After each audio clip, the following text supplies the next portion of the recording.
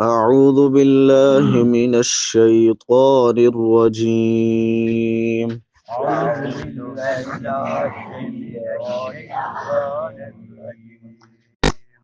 بسم الله الرحمن الرحيم. بسم الله الرحمن الرحيم.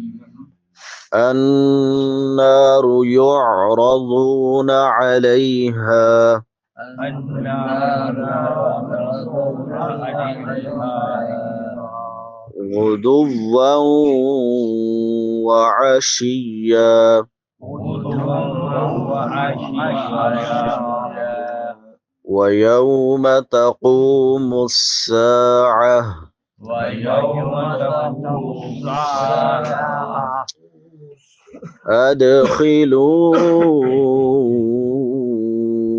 آل فرعون أدخلوا آل فرعون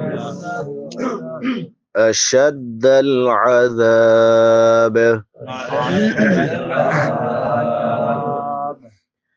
النار يعرضون عليها غدوا وعشيا ويوم تقوم الساعة أدخلوا بارك الله النار آگ یعرضون وہ پیش کیے جاتے ہیں علیہا اس پر غدواً ہر صبح وعشیہ اور ہر شام صبح و شام ویوم اور جس دن تقوم الساعہ قائم ہوگی قیامت ادخلو داخل کرو آل فرعون آل فرعون کو اشد العذاب سخت ترین عذاب میں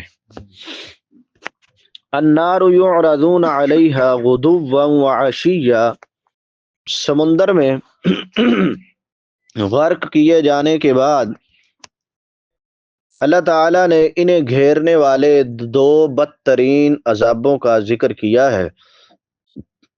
نمبر ایک قیامت تک ہونے والا عذاب، عذاب قبر یا عذاب برزخ ہے جو موت اور آخرت کے درمیانی وقفے میں انہیں آگ کی صورت میں ہو رہا ہے، جس پر وہ صبح و شام پیش کیے جاتے ہیں، خواہ ان کے جسم سمندری جانوروں کی خوراک بنے ہوں یا کسی عجائب گھر میں محفوظ ہوں یا وہ خاک میں مل گئے ہوں، ان کا ہر ذرہ جہاں پر ہے وہیں اس کی قبر ہے اور قیامت تک اسے یہ عذاب ہوگا۔ صبح و شام سے مراد ہر وقت ہے۔ یہ محاورہ عربی ہی نہیں بلکہ ہر زبان میں بولا جاتا ہے۔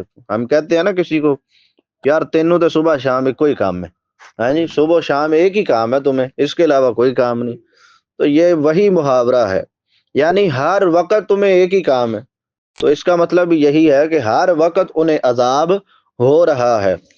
وَيَوْمَ تَقُومُ السَّاعَةُ أَدْخِلُوا آلَ فِرْعَوْنَ أَشَدَّ الْعَذَابِ، یہ دوسرا عذاب ہے جو قیامت کے دن شروع ہوگا۔ یہ آیت عذاب قبر کی واضح دلیل ہے۔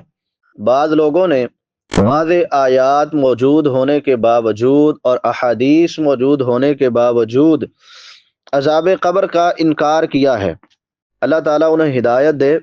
امام بخاری رحمۃ اللہ علیہ نے صحیح البخاری میں کتاب الجنائز کے تحت باب ما جاء فی عذاب القبر میں عذاب قبر کو ثابت کرنے کے لیے 3 آیات اور بے شمار احادیث ذکر فرمائی ہیں۔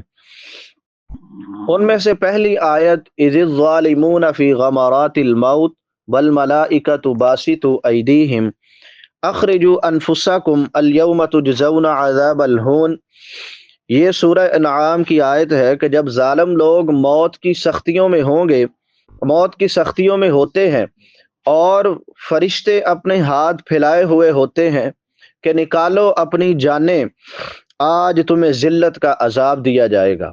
یہ ایک آیت انہوں نے وہاں پہ لکھی ہے۔ اور دوسری آیت سنعذبہم مرتین ثم یردون الی عذاب عظیم، یہ سورہ توبہ کی آیت ہے کہ ان قریب ہم انہیں 2 بار عذاب دیں گے، پھر وہ بہت بڑے عذاب کی طرف لوٹائے جائیں گے۔ اور تیسری آیت یہ والی جو ہم پڑھ رہے ہیں، یہ امام بخاری نے وہاں پہ لکھی ہے۔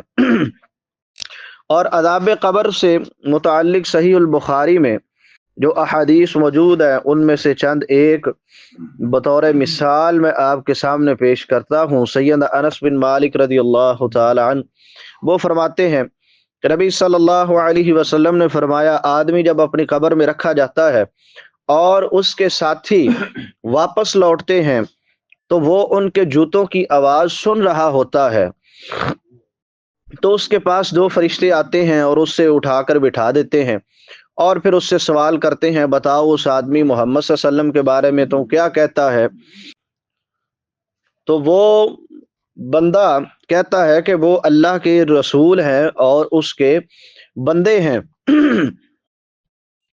تو اس سے کہا جاتا ہے کہ تو آگ میں اپنا ٹھکانہ دیکھ لے۔ پھر اس کو اس کے آگ کا ٹھکانہ جو ہے وہ دکھایا جاتا ہے، اور پھر فرمایا یہ ٹھکانہ اس کے بدلے میں تجھے جنت کا ٹھکانہ دیا جاتا ہے۔ یعنی اس کو دونوں ٹھکانے دکھائے جاتے ہیں، اگر وہ جہنمی ہے تو اس کو جنت کا ٹھکانہ، اور اگر وہ جنتی ہے تو اس کو جہنم کا ٹھکانہ۔ تو فرمایا اس کے بدلے تجھے جنت کا ٹھکانہ دیا جاتا ہے۔ تو پھر اس کی قبر جو ہے وہ تحد نگاہ کشادہ کر دی جاتی ہے، جہاں تک اس کی نظر جاتی ہے اس کی قبر جو ہے وہ کھلی ہو جاتی ہے۔ اور جو منافق یا کافر ہوتا ہے اس سے کہا جاتا ہے، بتاؤ محمد صلی اللہ علیہ وسلم کے بارے میں تو کیا کہتا ہے؟ تو وہ کہتا ہے، ہاں ہاں لا ادری، مجھے تو نہیں پتا، میں تو وہی کہتا ہوں جو لوگ کہتے تھے ان کے بارے میں۔ تو اس سے کہا جاتا ہے، نہ تو نے جانا اور نہ تو کسی کے پیچھے چلا۔ پھر اسے لوہے کے ہتھوڑوں سے ایسی ضرب ماری جاتی ہے جس سے وہ ایسی زبردست چیخ مارتا ہے کہ انسانوں اور جنوں کے علاوہ ہر مخلوق اس چیخ کو سنتی ہے۔ یہ ایک حدیث بیان کی، اور اس سے بھی عذاب قبر جو ہے وہ ثابت ہوتا ہے۔ اور دوسری حدیث ابو ایوب رضی اللہ تعالیٰ عنہ بیان کرتے ہیں، رسول اللہ صلی اللہ علیہ وسلم سورج غروب ہونے کے بعد باہر نکلے، آپ نے ایک آواز سنی تو آپ نے فرمایا کہ یہود کو ان کی قبروں میں عذاب ہو رہا ہے۔ اب یہ بھی عذاب قبر کو ثابت کرتی ہے۔ اسی طرح وہ مشہور حدیث ہے کہ اللہ کے رسول صلی اللہ علیہ وسلم 2 قبروں کے پاس سے گزرے اور آپ نے فرمایا کہ ان دونوں کو عذاب ہو رہا ہے، اور یہ عذاب کسی بڑی چیز کی وجہ سے نہیں ہو رہا۔ فرمایا ان میں سے ایک چغلیاں کرتا تھا اور دوسرا پیشاب کے چھینٹوں سے نہیں بچتا تھا۔ تو اس حدیث سے بھی عذاب قبر جو ہے وہ ثابت ہوتا ہے۔ اور آپ علیہ الصلاۃ والسلام یہ دعا کیا کرتے تھے، سیدنا ابو ہریرہ رضی اللہ تعالیٰ عنہ بیان کرتے ہیں، وہ دعا کیا تھی، اللہم انی اعوذ بک من عذاب القبر ومن عذاب النار ومن فتنة المحیا والممات ومن فتنة المسیح الدجال۔ اے اللہ میں تیری پناہ میں آتا ہوں عذاب قبر سے۔ اب قبر کا عذاب اگر ہوتا ہی نہ تو اللہ کے رسول کو کیا ضرورت تھی دعا مانگنے کی؟ عذاب قبر کے عذاب سے پناہ مانگنے کی کیا ضرورت؟ تو یہ حدیث بھی اس بات کو ثابت کرتی ہے کہ آپ علیہ الصلاۃ والسلام یہ دعا مانگ کے اللہ سے قبر کے عذاب سے پناہ مانگا کرتے تھے۔ ومن عذاب النار، اور آگ کے عذاب سے، ومن فتنة المحیا والممات، زندگی اور موت کے فتنوں سے، ومن فتنة المسیح الدجال، مسیح دجال کے فتنے سے۔ تو یہ ساری کی ساری آیات اور احادیث عذاب قبر کو ثابت کرتی ہیں۔ جو انکار کرنے والے ہیں وہ قرآن کی آیات کا بھی انکار کرتے ہیں اور پیارے پیغمبر علیہ الصلاۃ والسلام کے فرمان کا بھی فرمان کا بھی انکار کرتے ہیں۔ وہ منکر ہیں احادیث کے اور قرآن کے، جبکہ قرآن اور احادیث واضح طور پہ اس بات کو ثابت کرتی ہیں۔